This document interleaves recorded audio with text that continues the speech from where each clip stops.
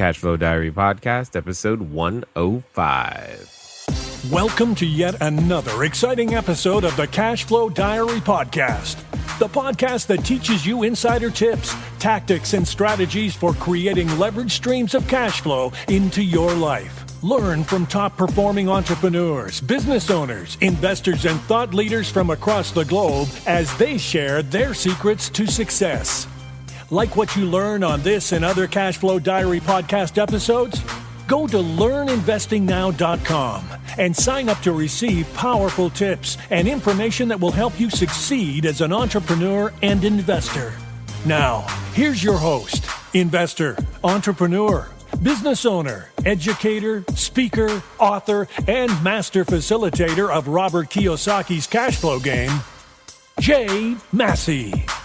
Hey guys, welcome one more time to another episode of the Cashflow Diary Podcast. I'm your host, Jay Massey, and I'm glad to be here. I'm hoping that you are just as glad because sometimes you just never know. I mean, you're listening to the podcast and you're hoping that, man, I hope there's something for me in this one. And then you get to the end and you're like, nope, not that time. Well, here's what I'm going to say. On this particular episode, because of the guest that's here and because of the impact that he has already had on my life in a very short period of time, I'm going to make a promise. You will not be different by the time you finish this particular episode. In fact, I'm going to tell you to go grab your notepad, go grab your pen, because there's going to be something that you hear. You're going to get at least one good idea, like we're always looking for and listening for, so that you can go out there and become a bigger, better, badder investor. And I'm excited for you in this particular case. So what we've got to do today is you've got to understand that sometimes what we're after is something that's super great, something that's beyond ourselves. And to be able to get to that place that's beyond ourselves, sometimes, you've heard me say it before, I say it again, you will not out-earn your personal growth. The individual today has been out there for quite some time, helping people become bigger versions of themselves. And most importantly, he's one of the individuals who's a great example of the basic building blocks, not only just in fitness, but in personal development and what it's going to take for you to become the person you know you should be. So if you don't already know his name, help me welcome Mr. Craig Ballantyne. Craig, you there? Hey, thanks for having me, Jay. Really great to talk to you again. I'm definitely glad that we've been able to catch up one more time. And I got to say, man, it was fun meeting you with Simon out there at the entrepreneurship camp. And I have never, and I'm sure you hear this all the time, but I was like, wow, I've never met anyone. And I grew up around military individuals. So keep this in mind when I say I've never met anyone more disciplined than you. But I appreciate that. I mean, I actually take it as a compliment, and it's really helped. And, going back to what you said there about living, we live in my life, I live by what I call extreme example. I don't expect people to do exactly what I do, certainly not. But if I live by extreme example, it inspires people to do a little bit. And I think everybody listening to this call can appreciate that and probably recognizes that in themselves, that, they're out there doing good, and people around them see it, and, it influences others to step it up. So that's what we're all about in my business, whether it's fitness or the personal development at Early to Rise. Nice. I appreciate that. And for those of you who don't know you, one of the things that I want to do is I want to make sure that we cover from the beginning, because I've said this before and I say it again. I think today's entrepreneurs who are out there in the world are like yesterday's superheroes. You got Batman, Superman. We save people from all kinds of dangers, be that financial, health, or mental, or whatever. But that's what we do. And each superhero, before they started, had a beginning. They had sometimes a different name, alter ego. They were just someone that we would not recognize before. So what we want to know is, before you were, over there at Early to Rise, before you were out there, producing quality content online, before you were the fitness guy you are today and known as, Mr. Discipline. I don't know if there should be a title or world championships for that. Before all that happened, who was Craig Ballantyne? Well, I'll tell you the name that the Dos Equis guy is the most interesting man in the world. I actually claim to be the most disciplined man in the world. Somebody said that about me, so that's my little tagline. But going way back in time, I was just a young, ambitious person, like I'm sure everyone listening to this call certainly was. When they got done college, they really wanted to make an impact.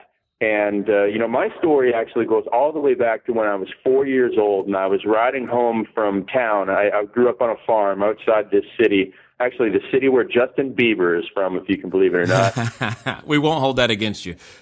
Yeah, I know. It's not my fault. So anyways, I grew up outside the city, Stratford, Ontario, here in Canada. And my mom was giving me a ride home. We were driving in this big old green car. And you can imagine back in 1979, there was no seat belts, and I was riding in the front seat, but I could tell that she was really upset by something. And, I looked at her and I said, "Mom, what's wrong?" And she said, "Oh, I was just at my Weight Watchers meeting and, it didn't go well, or I didn't lose any weight." And as parents and as adults, we have to be very careful about what we say to our children because, offhand comments like that. And she was just answering my question. I mean, that really made an impact on me, but, more so seeing the frustration in her face. And if that was the reason, that drove me to help people transform their lives. And the thing that I knew best and the thing that I had the most passion for going through in high school was exercise. And so we built these transformation contests, and we've helped thousands of people all over the world lose a lot of weight and change their lives. And, a lot of people have actually who were just average folks, and I just say average, I don't mean that, in any bad way. I just mean they were workers in the corporate world. They've gone on to actually become personal trainers in my methods, turbulence training. They're certified turbulence training after winning my contest. And now they have their own studios and they change people's lives, and it's really fantastic. So, I was just an ambitious kid who wanted to help people, and that on to today. We have this mission in our business called the 10 Million Transformation Mission. And if you've ever shared any of the photos of the group of instructors of us from Blacksmith Camp, I'm wearing a 10 Million Mission t-shirt, and we want to help 10 million people physically, financially, and emotionally before 2020. So that's where I was before, just on this journey to help people, and that's where I am today. Nice. Now, there's so much that's packed in that. How do you, because I know for some people, myself included, you wake up one day, you're just a kid, you're growing up, and then all of a sudden you go from this consumer to a producer. Where did you get the confidence? If you're growing up on a farm, how do you go from farm to, I can help people, I can transform them, and I'm the guy that can do it? That's a really great question. And there was a couple of events that were real turning points in my life. So when I grew up, coming from Canada, what I actually wanted to do was become a strength and conditioning coach in the National Hockey League, because I found out very quickly I was not going to be able to play in the National Hockey League, so I had to get there some other way. So I wanted to be a strength coach, and that's what I went to college for. Nice. And when I was in college in 1998, I stumbled across this website. It was my last year of college, and they were putting training articles on the internet, and something inside me just said, "Hey, if these guys can do this, so can I," because I was very passionate about training and lifting weights and stuff. And so I just started my own email newsletter way back in 1999, and I was sending it out manually. That means not using a service like Aweber or Constant Contact that people use today. And that's when I started writing. And then in 2000, there was another big breakthrough for me where I was looking for jobs because I was just finishing up my master's degree. And I found a email address of Men's Health fitness editor, Lou Schuler, who's a great friend of mine. And I just sent him one of my newsletters, and he put it in the magazine in 2000. And so that was a huge turning point. That was when I went from being focused on sports training to being focused on helping the readers of Men's Health, the readers of Women's Health, the readers of Shape Magazine, Prevention Magazine, these dozens of other magazines that I've written for since, because I just got such, a real buzz from helping people and getting people emailing me and saying thank you. And I realized I could just help way more people this way. And that's when all this transformation stuff kicked in, and, it led me to where I am today. Gotcha. Now, I've got a really serious question here. I know you're from Canada, but is it really a requirement? Like, do you have to like hockey? Because everyone brings it up all the time.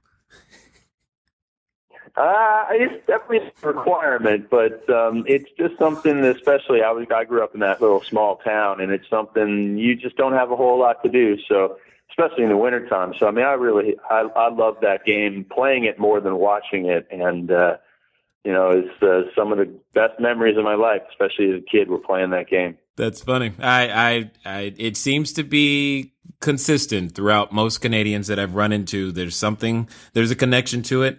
I guess you just have to grow up with it. Now, let me ask this. You talk about, helping people. Would you say that that's one of the core components necessary for any entrepreneur in order to have a successful business, to get you called it, I think you said, a buzz from helping people, with something that you're passionate about? I think so. I think you need to have this buzz in problem solving. So, I mean, you could even take a look at a programmer, a computer programmer, and they get a buzz out of solving these problems that, maybe they get more of a buzz out of solving the problem as opposed to, the end helping of somebody. But generally, entrepreneurs are going to be problem solvers one way or another. And for me, I just have this irrational drive to help people that I've never, ever met before. And we just hit 200,000 fans on our Facebook page.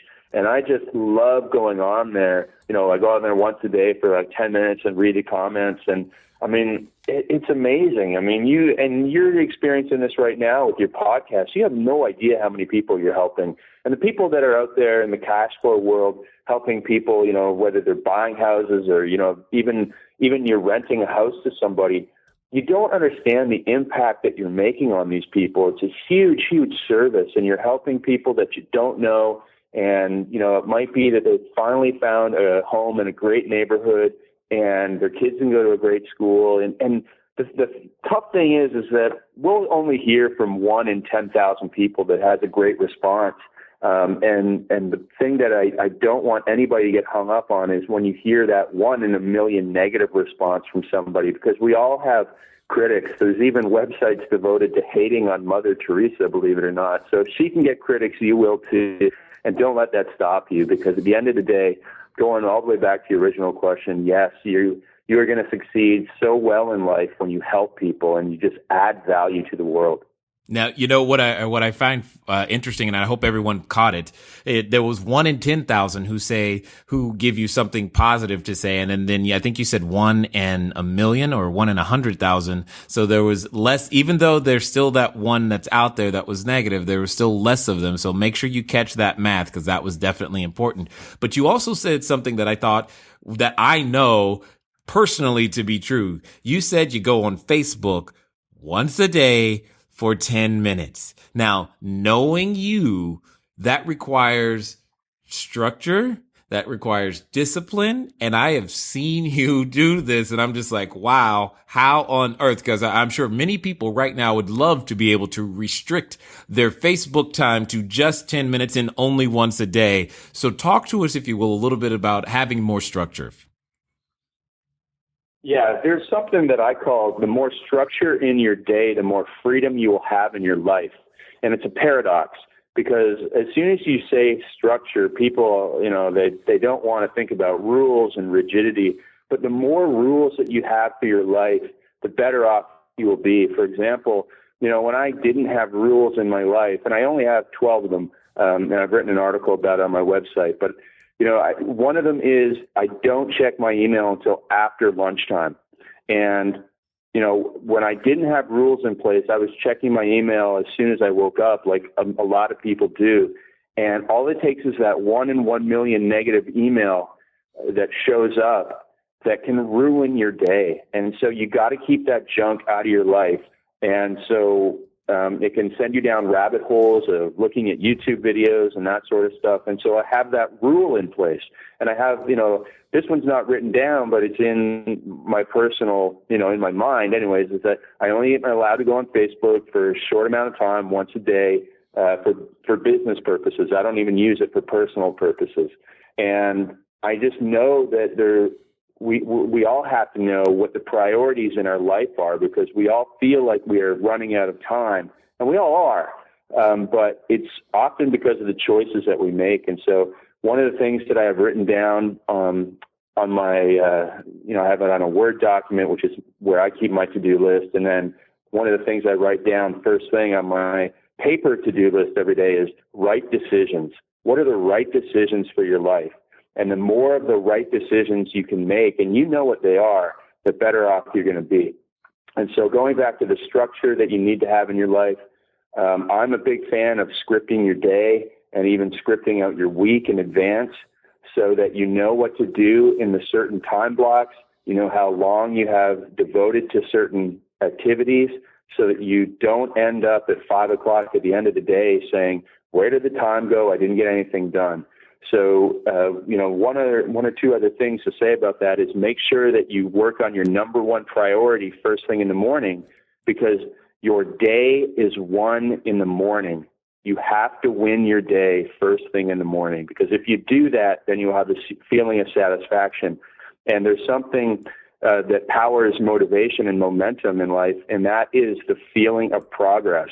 And there's research done on employees that show if they can see a sense of progress in their work, they're going to be happier, more motivated, and better employees. And it's something very important for me to help with my team members.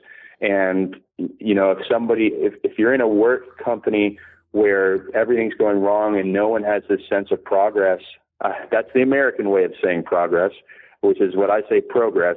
I notice that's one of the Canadian tells about my language. But people see that there's progress being made, they're going to be motivated. If they don't feel there's any progress being made and there's no communication about the progress being made, they will be demotivated. And so going all the way back to structure, you need that in your life, because that will allow you at 5 o'clock to be able to shut the computer down or shut the books down that you're working on and go and have family time. So structure in your day, win the morning, and have the freedom in your life to do what you want after hours. When you shared that with me when we were in Lithuania, I just gotta tell some people here. One of the reasons that you had the effect you had on me is because you said something, and I want you to share this with them. You said something specific, as it relates to parents and structure and how that could possibly affect the relationships with their children. Would you share with us that information one more time? Well, I will try to remember exactly what it was, because I do say a lot of things. But one of my arguments is, you can open up another email from strangers, you can read another email newsletter, but if you do that and it's not really something that matters in your life, you have to realize that you're stealing that minute from your child. And, when I say that to people, that's when they finally kind of get it most of the time, because, if you're getting home late and you're missing dinner with your kids, and you take a look at your workday and it was not structured and it was random and you were jumping here and there and all over the place and you weren't getting your priorities done because you didn't win your morning, then you lose your evenings and your time with your family. And that's the cause of so much frustration in life. And I really believe that if you can get dialed in at work, again, more structure, you have that freedom to go home and spend time with your kids, and that's what life is all about. Well, I'm here to testify, if nothing else, that was the statements that you said that I didn't just hear you, it arrested my attention. I mean, I was stopped right there in mid-track, and I was like, okay, if it made sense, but I'm also that same person, guys. I want all of you to know that I'm that same person that resists structure to the 12th degree, because it feels like it's the antithesis of my freedom. And when you threaten my freedom, boy, do the gloves come off and I just start swinging. And, I've got to also share the progress that has happened since then, is that in implementing more structure, I can say for the first time, maybe it was last week or the week before, because I was telling the team, it was the first time I felt like I had a complete day and I could completely unplug, even though I was still at home, and be present to, my family and my kids in a way, knowing that, hey, I can get back to it tomorrow. It's not going to fall apart. and I had some structure and I knew what was going on when, etc. So I want everybody to know that if they see changes like that in me, it started with you, and I just want to make sure that I say thank you one more time. Hey, happy to help you. You gave me lots of great advice on the other way around too. So thank you, sir. So now you have this thing about 5 minutes. Help me understand a little bit more, because right now when here's what I know. I know when I think about structure and I think about time and I think about all these things, I start going, oh my God, this is going to take forever. Yeah, I mean, I don't want people to think that they got to make these huge changes in their life, because we all know that, when you try and do things, make dramatic changes, it's very difficult to stick with it. So all I want people to do is start with 5 minutes tomorrow morning, getting up 5 minutes earlier, because as you know, as soon as everybody else gets up, the day can kind of start being taken away from you. So if you get up 5 minutes earlier, there's 3 things that you can do. So, eventually I'd like to see everybody getting up 15 minutes earlier and spending 5 minutes in what I call big thinking. And that is just, have at it with a piece of paper and a pen.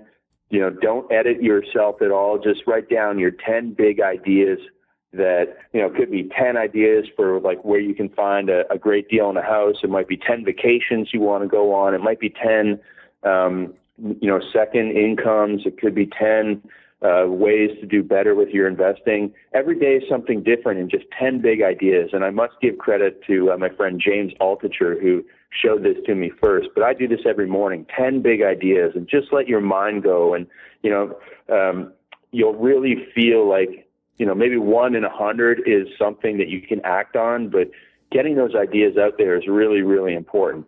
Now, the second way to spend 5 minutes in the morning is going over the plan for your day. Everyone should plan tonight, but in the first thing in the morning, it's very helpful to go over, look at your schedule, and just, reiterate what you need to get done. And then the third way to spend 5 minutes in the morning is in gratitude and reflection for what you achieved yesterday and who's in your life and all the great things that we have to be grateful for. I mean, anybody listening to this call is in a great place. I mean, you're in a better place now than a king was 150 years ago. So, people need to have perspective on that.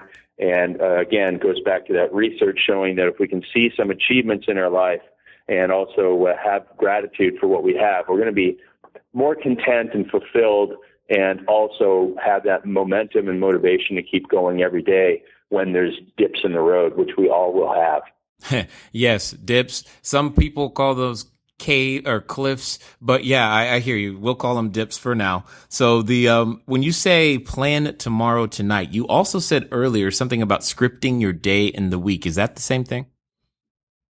Yes, definitely. So, someone should know, what they do with their time in a day. So if they're not sure right now, the very first thing to do is actually a time log where they would write down every 15-minute blocks from, let's say they work from 8 till 5, 8:15, 8:30, 8:45. And then you write down, what are you doing at that time? And then you'll see where you struggle with your time management, where you are most creative and productive. And I call that your magic time. I believe that everybody has a 2-hour block in the day when they're 3 times more productive than at any other time in the day. And when people recognize that and they're able to block that 2-hour time off for really important projects, that's when you're going to be able to make huge progress in your life. So look for your magic time. And then once you've figured out where you are weak, you're going to come up with some solutions for the obstacles. You're going to eliminate the temptations that get you off track. And it may mean that you need to get an internet blocker, like Internet Freedom. That's a program that stops you from going on websites. So, if you need to be doing sales calls from 9 a.m. to 11 a.m. and you find yourself on ESPN.com, try and download one of those free internet blockers that keeps you off certain websites or all of the websites. And then have your day scheduled. So, from 8 till 9, I'm going to be in this meeting. And the meeting doesn't run a minute past 9. That's another thing that people with to-do lists, that's where they mess up. They have these to-do lists of all these things they want to get done, but they don't schedule the exact amount of time for completion for it, and it's something that should only be given an hour. It takes 3 hours, and the next thing you know, everything's behind and they're working till 8 o'clock at night. So you need to be realistic, and you need to have cutoff times, and those deadlines will force you to take faster action and get things done. And then the more you can actually plan out every day of your week, the better off you're going to be. You're just going to feel, again, like you felt the other day, that you won your day, that you're able to say, okay, I'm done. I don't have to, check my email 18 times before 9 o'clock at night tonight. I can go. I don't need to do any reports. It's done.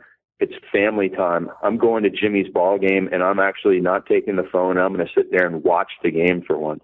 It's funny. It's like you had a head over my shoulder on that. It was a very interesting situation because it's been a while since I felt like, well, for me, and it's been more consistent. I mean, first of all, I got my email box to zero, dude. You have no idea. We're talking tens of thousands of emails when you and I first met, down to zero. That's a whole nother story. And then knowing what I had to do and having the plan laid out was like, wow, is this what this feels like? So it was mentally freeing, for sure. And I'm looking forward to, just continuing to do more and more of these things to make that happen. When we were in Lithuania, you were mentioning about pillars, things that that are the basic building blocks, so to speak, if you will, for us to begin to make these shifts. I think it would be a great disservice to everyone if they did not hear what they are and how they might be able to best implement those. Are you tired of letting good cash flow generating ideas go to waste? Go to cashflowdiary.com/ready to apply for a complimentary, yes, that means free, one-on-one breakthrough session. Take action now. Go to cashflowdiary.com/ready. Again, that's cashflowdiary.com/ready. Before we get back to today's episode of the Cashflow Diary podcast, your host, Jay Massey, has some important insights to share with you. Wow. Can you just imagine all the things that are going through? I can only imagine all the things that are going through your head because there are so many things going through my head as I consume this information and just think about it. One of the things that I want to just highlight for you is the value of discipline. And at the end of the day, you may think that you are, but until you are examined up against someone like today's guest, you just go, wow, I'm not disciplined at all. Well, anyway, here's what I'm going to say. Once you're in the habit, stay in the habit. Getting back into the habit can be a challenge. Guys, hear this clearly. I am back to getting up at 4:30. That's been the new hour. So I've been successful for a number of days now in a row. And here's the interesting thing. I feel like I've been getting a whole lot more done, a lot faster, a lot sooner, clearer mind. I don't know. Maybe it actually is something to getting 8 hours of sleep. Enough of me. Let's get back to the interview. Yeah, I love talking about these 5 pillars, dining and preparation. The second thing you need is professional accountability. And this is different than the third pillar, which I'll mention in a minute, which involves your friends. But professional accountability, there was a study from Stanford that showed people who had professional accountability to a doctor, a nurse, or a trainer, they ended up with better results in a weight loss program than if they had accountability just to somebody who wasn't a professional, who didn't have that authority figure. So if you are in the real estate investing world, you need a good mentor. You need somebody who is a professional helping you out. And same with, trainers. They need a good mentor trainer. And people in the fat loss world, they need a good personal trainer to help them. So you need professional accountability. You need accountability of some kind. So if you can't get professional accountability, get some accountability from friends, but definitely try to get professional accountability. Right. The third is social support. You need to find positive people who are going to support your changes. And that is really difficult for a lot of women in our fat loss contests. Their husbands have no interest in switching the food up that they eat. And, it's really frustrating and really sad. It's like they're all married to Homer Simpson and he just wants pork chops and junk food and donuts for dinner every night, and they want to change their lives. And so we realized how important the social support is, and only telling positive people about your goals, because positive people want to help you. And you'll be amazed by complete strangers. You know, if you have a membership site, Jay, I'm not sure if you do, but if you have a community online, you'll be amazed at the support that strangers will give one another when they're all fixated on the same goal. And we found that in our fat loss contest, because offline support is really hard to find sometimes, but you can actually get the same benefits from online social support. So go wherever the positive people are, share your goals. Don't, hold back when you find the right people, because they will go out of your way to help you. And it doesn't even make sense sometimes, because these people, complete strangers who you've never met and probably never will meet halfway around the world, want to see you succeed for some reason, because that's what positive people are about. So get social support. That's the third pillar. The fourth is setting an incentive. And the incentive can either be positive, like I'm going to reward myself with $1,000. In our transformation contest, we pay out a lot of money. I've paid out probably over $200,000 in prizes over the 7 years that we've been doing this. And that's one way of incentivizing yourself, some type of reward. You can also incentivize yourself with some type of punishment, where, there's websites where you can donate money to a charity that, not necessarily a charity, but a political party that you don't like, or a charity that you don't like, or certain things, or you just have to, give the money to friends if you don't meet a certain goal. So you have that incentive to take action. So you need to find a meaningful incentive, whether it's positive or negative. And then finally, the last one, it's so important that I always capitalize it in my articles, and it's called the big deadline. You have to have an end of the road for it. So if you take a look at, our fat loss transformation contests or the P90X programs that you buy on the internet, they succeed because there's an end point to it. And so people have motivation at the start, but it's around, halfway through when they lose that motivation. And if there's no deadline, if there's no end point, there's no light at the end of the tunnel, it's very difficult for people to keep on pushing on when they may have fallen off a cliff or, just have the dip in their days.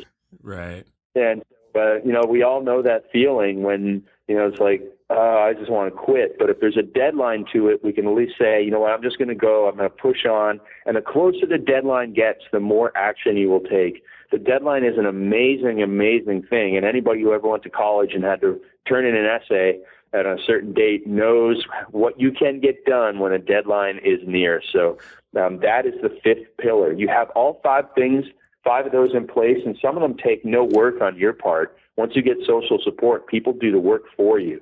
So get those 5 pillars in place, and you can make incredible changes in your life in so many different ways. I mean, it's not just for fat loss. It's not just for making money. I actually quit swearing using the 5 pillars. It took me 6 days to overcome my habit of swearing, but now I do not swear anymore.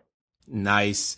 And what's interesting is that now you have a context for being able to make some of these changes, and these could be things that have affected you for a long time. I mean, but all of a sudden now with this framework, there's a something to gauge, something to measure against. And more importantly, if you are like me in some ways, you may have been practicing some of these things without even realizing it in a lot of ways. But now what he shared with us is in a way to be able to, know exactly where we're going and what we're doing and what might be missing. On a side note, we do have a membership site, especially as it relates to those who are trying to learn to raise capital for the first time, or those who are looking to source deals. And they're always encouraging one another in ways. I'm there, but I don't feel like I'm needed most of the time to even comment or help individuals, because they're spurring each other on. When someone gets their first $500 check, they're like, yes, way to go. Or when someone's having trouble getting their offer closed or accepted, they're there. So I know exactly what you're talking about. And it's pretty funny you mentioned about husbands and their wife, because I recently, I have the Fitbit, little trainer. I don't know what you call those things. And I've been doing it primarily in support of my wife and watching the things that we eat, not just watching, I mean, like logging it, for the most part.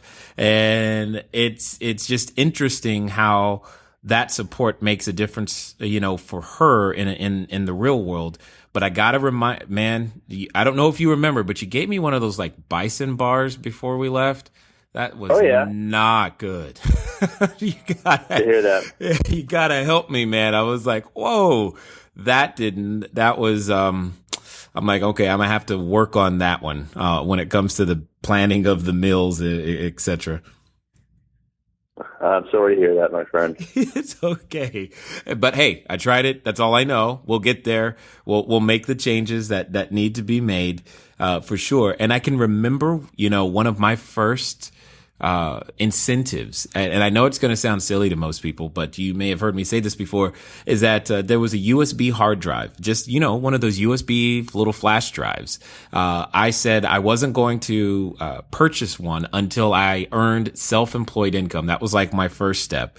And then I did it again when there was an update for the iPhone. It was a $20 update. And I said I wasn't going to get the update for the iPhone until I earned $20. That's all I was after, was $20 of passive income. And I have never worked so hard for $20 in my entire life, to make that, to make those things happen. So this is all good stuff. And I love it because, would you say that anyone, if they want to, could do it? Or what's the limiting factor? What makes it impossible for someone to implement these 5?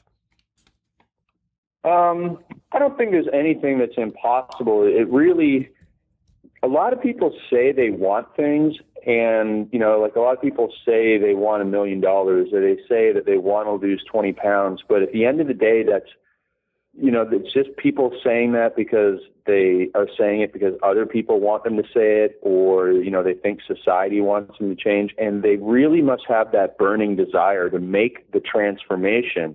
And if that burning desire is missing, that true accurate thinking is missing, then, they're putting all this energy into something that they don't care about.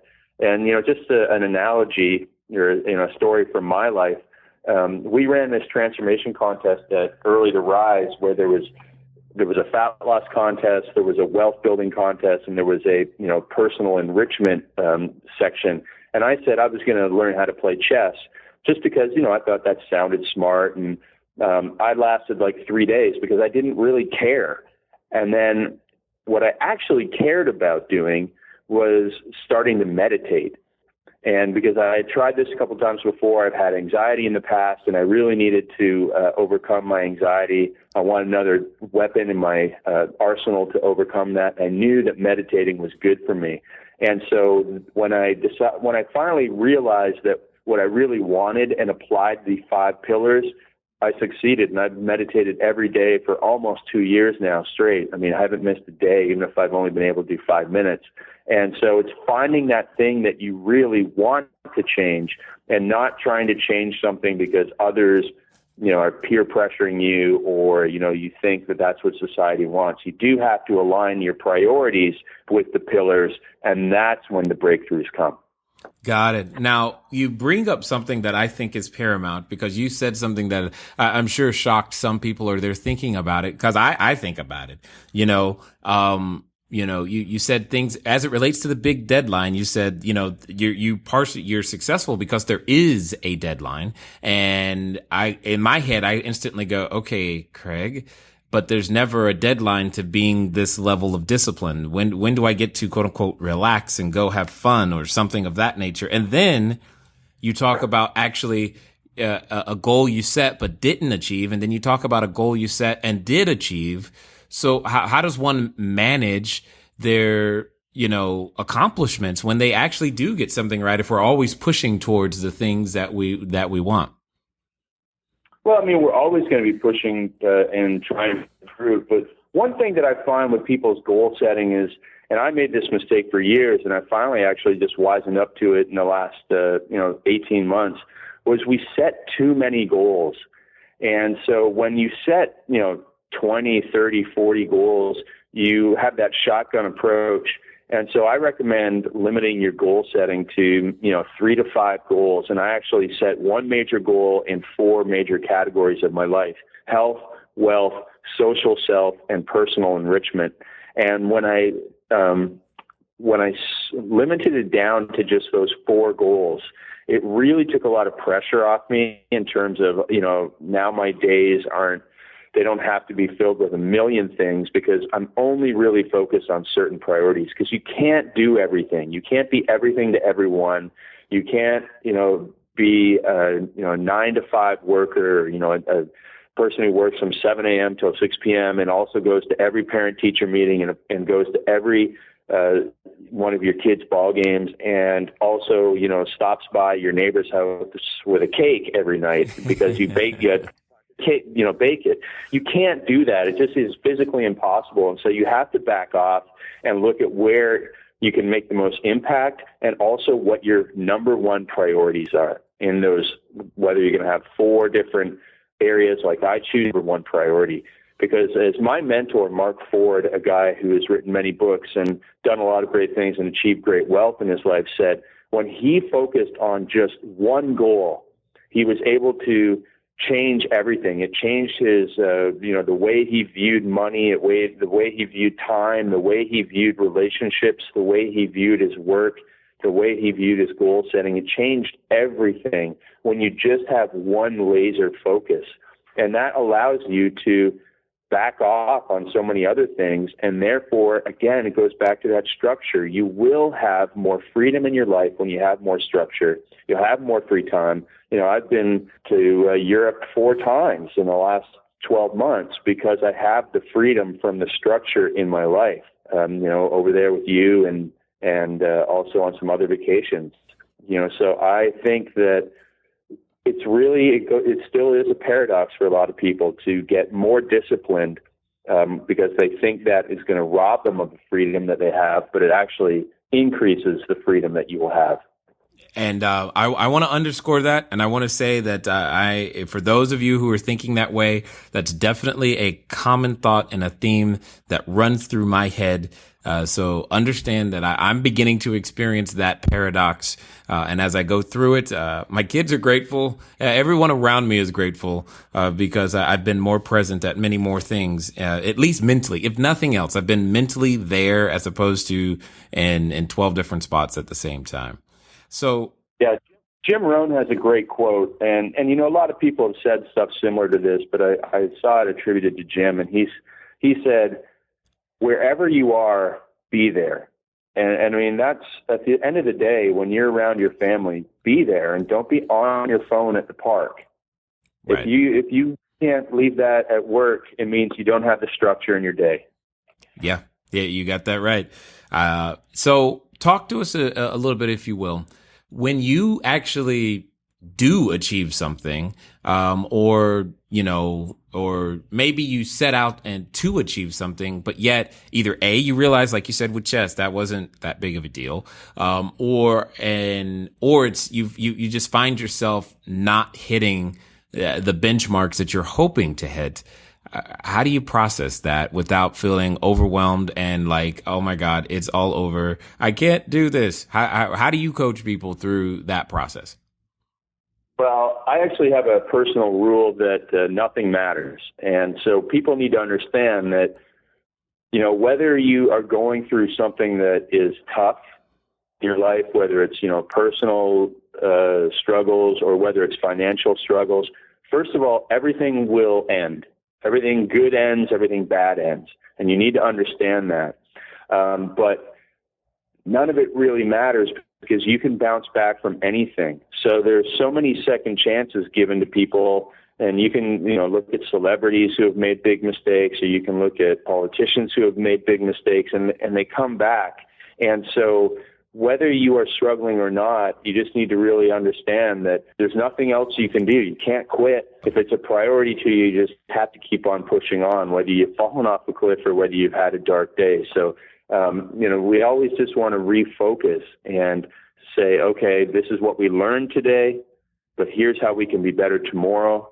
And when we have those rules that I talked about for our life, it really is guiding, and it allows us to make fewer decisions. It allows us to be less stressed by the external events.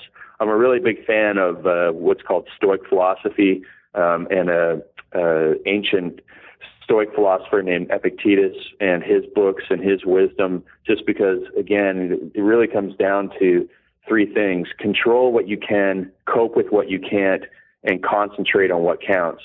And I do hope that I'm answering your question in that no matter what happens, you can't control everything. You can only control your effort, and that you really should end up in a good place almost all the time. Nice. So you started down this path when occasionally when I have to reset an intention or a goal, or we didn't hit what we want, and it sounds like you start focusing on what you possibly at least did right, or developing this sense of gratitude and celebration, so to speak, of these achievements. Could you talk to us a little bit about those things? Yeah, I mean, I'm not perfect, and I make a lot of mistakes. And so, for example, last week I was on a work trip in Las Vegas, and, there were nights we were out later than I wanted to be, eating more food than I wanted to eat, and, having a couple more drinks than I wanted to have. And you could sit there and really ruminate on that and feel all sad and embarrassed and ashamed. Or you could say, okay, what were the lessons learned? How can I do better with that next time? What, systems can I put in place? Because certain times sometimes you can not worry about it, but in certain cases you have to, be more focused because you have to go to work the next day or you have to do stuff. So you have to put systems in place to eliminate those temptations. And then also you need to look for the victories in the loss. So it might be that, well, at least I didn't have, this, at least I didn't order 2 desserts, or at least I didn't have a, so you always look for the victories. And anytime that you feel like you are going down in defeat, try and end with a victory, no matter how small it is. And, we have a lot of women in our fat loss programs who get upset when they have a couple cookies. But if we can say, well, just stop at it, even if you don't eat the last bite of that second cookie, that's a victory right there. And so I'm trying to think of an analogy for business. Even if you didn't make any sales today, you made all those calls, and so you are one step closer to yes. And so there's always a victory in every defeat, and that's really important for people to, again, it goes all the way back to seeing a bit of progress. You see a bit of progress, you have a bit of momentum, you have that motivation to come back and try again. I agreed 1,000%. One of the things that I have been, focused on this particular year, especially, is just focusing on learning how to celebrate. I'm one of those individuals where if I achieve something, I'm like, cool, great, what's next? And I don't really stop to go, yes, that was worthy of celebration in any way, shape, or form. So I hear what you're saying. I totally hear what you're saying. Now, it's important to put in celebrations into your life. And so, for example, in our business, we had a really great month of July. And so we took our entire team out for paintball. And that was 2 weeks ago tomorrow. And I still have this giant yellow and purple bruise on me, actually, from where one of the girls shot me with a paintball in the shoulder. So, yeah, you do need to celebrate your victories. Always celebrate. Well, nothing like being able to shoot the man in charge. So I'm sure that there was some joy there that will never be forgotten. Now, when you're going through those times, though, celebration or the doldrums, whatever you want to call them, you may know what to do. But I know for me, one of the things that has made a difference is having someone who's been there, someone who's done that, still be able to guide me through. Would you say that a mentor has been important for you in being able to achieve? Is it important for anyone when it comes to, or how important is it? Is it absolutely necessary? Is it kind of optional? Where does the role of a mentor play?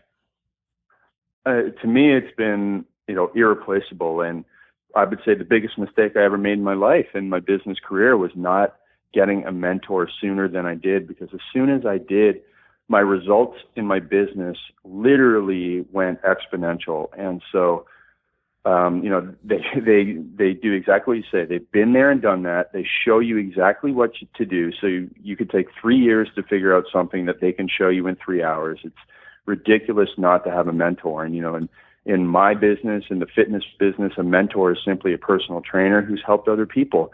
And when people go and they get a structured program from a personal trainer and they show them what to do and they have accountability and social support, and the trainer is smart and says, here's the deadline and here's the incentive, all of a sudden they get magical results. And so I absolutely encourage everybody to have a mentor because it will help you achieve everything. And even when I was starting meditation, my business partner has been doing this for many, many years. When I struggled with it at the start, he told me what to do, what to focus on, little tips. And it's only through his guidance that I've been able to stick with it at the start when it was really tough. And he also gave me that accountability. I just can't say enough about having a mentor because I've just experienced it so many times that I went from okay results or no results to amazing results simply by having somebody show you the way. Now, well, okay, that makes sense for the beginner, but what about the person who's been doing something a while? Do they still need a mentor? Absolutely, because there's, unless that they've stopped trying to achieve anything. I mean, it's the same reason that Tiger Woods has a swing coach and, that the professional sports teams have coaches of any kind. Clearly, there needs to be somebody with the wisdom that is able to come and show you what to do because they have been there in that situation. And so there's always going to be somebody with more experience, and there's always going to be some great lessons that they're going to be able to teach you, but also to remind you of.